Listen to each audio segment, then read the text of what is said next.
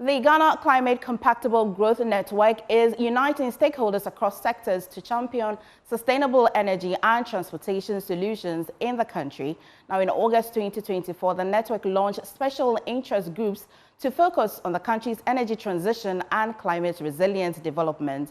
These groups will support capacity building initiatives and generate new insights to shape Ghana's sustainable future. During the network's annual workshop in Accra, experts from academia, industry, government, and civil society discussed strategies related to infrastructure, energy, and transportation transitions. Now, Mohammed Mahmoud Nuruddin reports.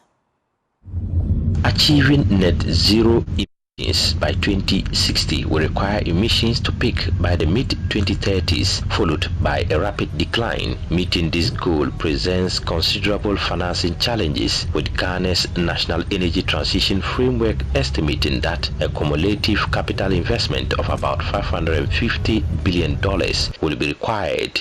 Ghana Climate Compatible Growth Network is encouraging dialogue on transforming ideas into impactful projects that address decarbonization goals in the energy and transport sectors through research, investment, and analysis. The 5 key areas of interest are new energy vehicles, green hydrogen, financing the energy transition, inclusive net zero emissions future, and clean cooking. Coordinator of Climate Compatible Growth Activities in Ghana, Professor Francis Kemasua, emphasizes the collaborative nature of the special interest groups. So what we are doing is bringing people together into these special interest groups so they can pull their ideas together, so they can be able to conduct research, to conduct some analysis into some of these areas that are of interest to us.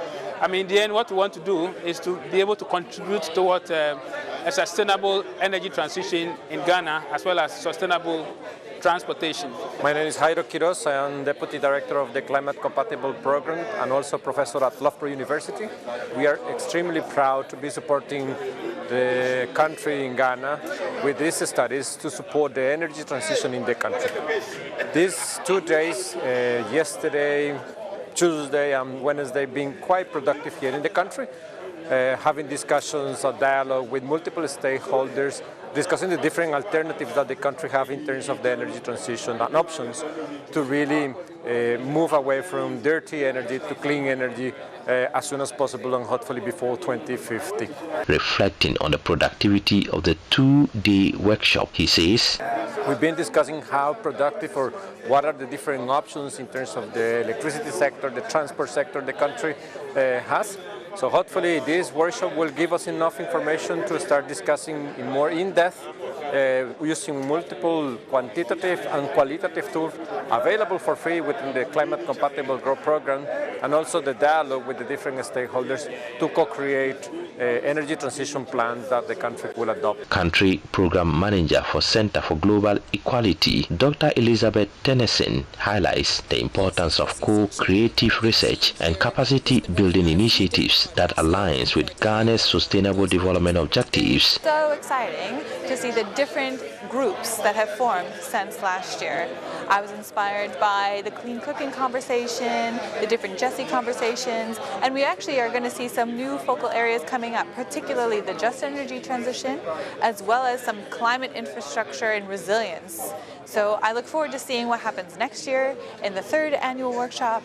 Adding to the dialogue, senior policy analyst and monitoring, evaluation and learning manager at Africa Center for Energy Policy, Mabel Akwe, emphasizes the importance of renewable energy and clean cooking solutions, especially as Ghana's reliance on biomass fuels poses significant challenges for achieving clean cooking targets. Clean cooking has also become imperative. This is because dependency on biomass has other adverse or negative impact on our health and general well-being.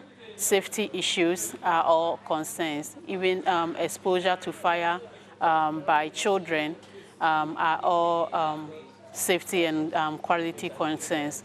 As we transition to these new technologies or green technologies, we need to recognize first issues with disability, and we also need to include persons with disability both in research, in advocacy, and the development.